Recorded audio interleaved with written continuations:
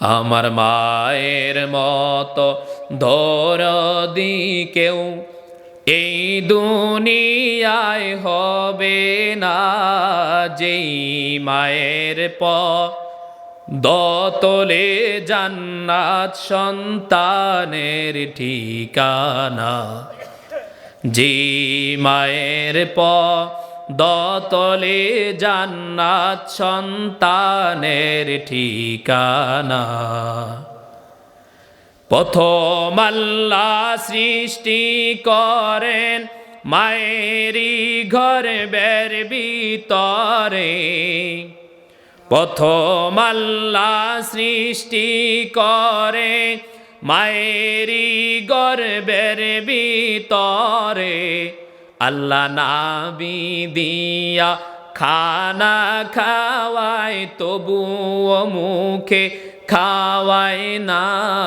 যেই মায়ের দতলে জান্নাত সন্তানের ঠিকানা। যে মায়ের দতলে জান্নাত সন্তানের ঠিকানা। মা বাবা নবীজির সাহাবী আরকামা নামে পরিচিত। আরকামার মৃত্যুর সময় কষ্ট পাইতেছে। নবীজির কাছে খবর আসছে, ইয়া রাসূলুল্লাহ, আপনার সাহাবী না খুব কষ্ট হচ্ছে মৃত্যুর সময়। নবীজি সাল্লাল্লাহু আলাইহি ওয়াসাল্লাম দৌড়ে গেলেন। আরকামার বাড়িতে গিয়ে দেখেন আরকামার মার লাশের পাশে আরকামার লাশের পাশে আরকামার মা নাই। নবীজি বুঝতে পারলেন আরকামার প্রতি আরকামার মার কষ্ট আছে। নবীজি আরকামার মার কাছে গিয়ে বললেন, মা গো, দয়া করে আপনি আরকামাকে ক্ষমা করে দেন, কারণ আপনার অসন্তুষ্টির কারণে আরকামার রূহ কবজ হইতে কষ্ট হইতেছে। আরকামার মা চুপ করে বসে আছে, কোনো কথা বলে না। নবীজি বললেন, হে সাহাবায়ে কেরামেরা, তোমরা লাকড়ি একত্রিত করো, আরকামাকে আমরা পুড়িয়ে ফেলবো। আরকামার মা তখন মাফ করে দিলেন। সংক্ষেপে বলি, আরকামার মা মাফ করে দেওয়ার সাথে সাথে আরকামার কালিমা নসিব হয়ে দুনিয়া থেকে মৃত্যুবরণ করেন।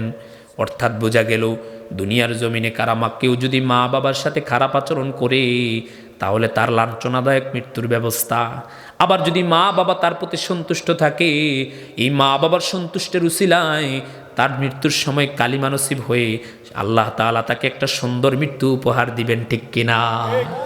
খামখেয়ালি মনে করেন না বাবা। একটা কথা বলি, মা বাবারে কোনোদিন খামখেয়ালি মনে করবেন না। মা বাবার অবদান কি জানেন? মা বাবার অবদান কি জানেন? লন্ডনের 11টা গবেষণার সংস্থা তারা বলছে, একটা বাচ্চা মা যখন তার গর্ভের বাচ্চাটা নেয়, এই পেটের থলিটা, এখানে যে থলিটা থাকে, এই থলিটার সাইজটা হলো, পরিমাণটা হলো 10 ইঞ্চি। জোরে বলেন, কত ইঞ্চি? 10 ইঞ্চি। মার গর্ভে যে থলিটা হয়, এই থলিটার পরিমাণটা হলো 10 ইঞ্চি। বাচ্চাটার যখন পেটের মধ্যে হয়, 7 মাস হয়ে যাওয়ার সাথে সাথে বাচ্চাটাও 10 ইঞ্চি হয়ে যায়। আর কোনো জায়গা নাই, আর এক চুল পরিমাণ জায়গা নাই ভিতরে। তখন আল্লাহ রব্বুল আলামিন ওই বাচ্চাটার পা গুলা ঘুরাইয়া মার এভাবে কলিজার নিচে ফিট করে দেওয়া হয়। মার এভাবে কলিজাটার নিচে ফিট করে দেওয়া হয়। 10 ইঞ্চি যখন বেড়ে যায়, 7 মাস 1 দিন হওয়ার পর থেকে বাচ্চাটা যদি 1 ইঞ্চি লম্বা হয়, মার এই কলিজাটা তার পায়ের আঘাতে 1 ইঞ্চি উপরে ওঠে। বাচ্চাটা যদি 11 ইঞ্চি হয়, তার মার কলিজাটা 1 ইঞ্চি উপরে ওঠে, কারণ 1 ইঞ্চি বড় হয়ে গেছে, জায়গা নাই। বাচ্চাটা যদি 12 ইঞ্চি হয়, মার কলিজাটা 2 ইঞ্চি উপরে ওঠে। বাচ্চাটা যদি 13 ইঞ্চি হয়, মার কলিজাটা 3 ইঞ্চি তার পায়ের আঘাতে উপরে ওঠে। বাচ্চাটা যদি 14 ইঞ্চি হয়, মার কলিজাটা 4 ইঞ্চি উপরে ওঠে। বাচ্চাটা যদি 5 ইঞ্চি হয়, পাটা যখন নাড়া দেয় তখন মা কলিজাটা পায়ের আঘাতে 5 ইঞ্চি উপরে ওঠে। 15 ইঞ্চি হইলে বাচ্চাটা 5 ইঞ্চি উপরে ওঠে। লন্ডনের 11টা সংস্থা গবেষণা করে দেখেন, জিজ্ঞেস করলেন, এই যে মা যে তার বাবার সন্তানের বাচ্চাটা যে তার মার কলিজার মধ্যে লাথি মারে, আঘাত করে, মা কি ব্যথা পায় না? মা কি ব্যথা পায় না? লন্ডনের 11টা সংস্থা বলেন যে এই মা কি, বাচ্চাটা যে একটা দুর্বল বাচ্চা, একদম দুর্বল বাচ্চা, মার গর্ভে থাকতে একদম দুর্বল বাচ্চা, তার চাইতে আর দুর্বল কোনো বাচ্চা নাই। এমন একটা দুর্বল বাচ্চা তার মার পেটের মধ্যে থাকাকালীন সর্বনিম্ন 4,500 বার লাথি মারে। 4,500 বার, 4,500 বার লাথি মারে।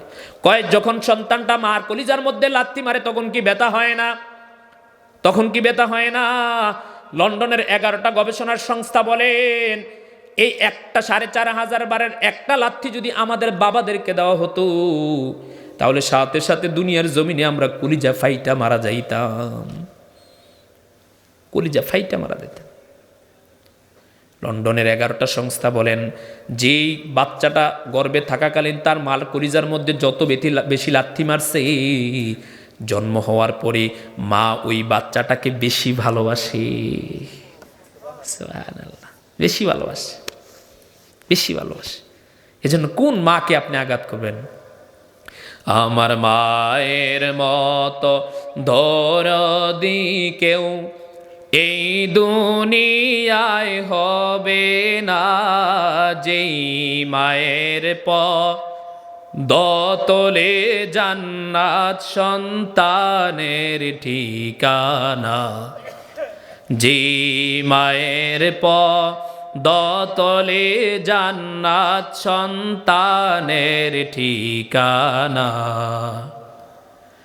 প্রথম আল্লাহ সৃষ্টি করেন মায়েরই গর্ভের ভিতরে, প্রথম আল্লাহ সৃষ্টি করে মায়েরই গর্ভের ভিতরে, আল্লাহ নাবি দিয়া খানা খাওয়ায় তবুও মুখে খাওয়ায় না, যেই মায়ের দতলে জান্নাত সন্তানের ঠিকানা, যে মায়ের দতলে জান্নাত সন্তানের ঠিকানা। আল্লাহ তাআলা আমরা আমাদের মা বাবাদেরকে খেদমত করার তৌফিক দান করুক। আমরা যেন আমাদের এই জীবদ্দশায় কোনোদিন মা বাবাকে আঘাত না দিই। ইনশাআল্লাহ বলি, ইনশাআল্লাহ বলি বাবা, ইনশাআল্লাহ বলি। এই সংক্ষিপ্ত সময় আপনাদেরকে আলোচনা করে শোনাইলাম। উপর থেকে কুয়াশার পানি পড়তেছে, খুব কষ্ট হইতেছে আপনাদের, বুঝতেছি আমি। তবে মৃত্যুর কথা মনে পড়ে গেল, এই জন্য 2-4টা কথা বললাম মৃত্যুর কথা। আগামী এবছর আমি নাও থাকতে পারি। গত বছর এখানে অনেকেই ছিল, আজকে নাই, ঠিক না? এখান থেকে কথাটা চলে আসছে না? এজন্য আল্লাহ তাআলা আমাদের সবাইকে মৃত্যুর প্রস্তুতি নেওয়ার তৌফিক দান করুন। সকলে আমিন। আমার আলোচনা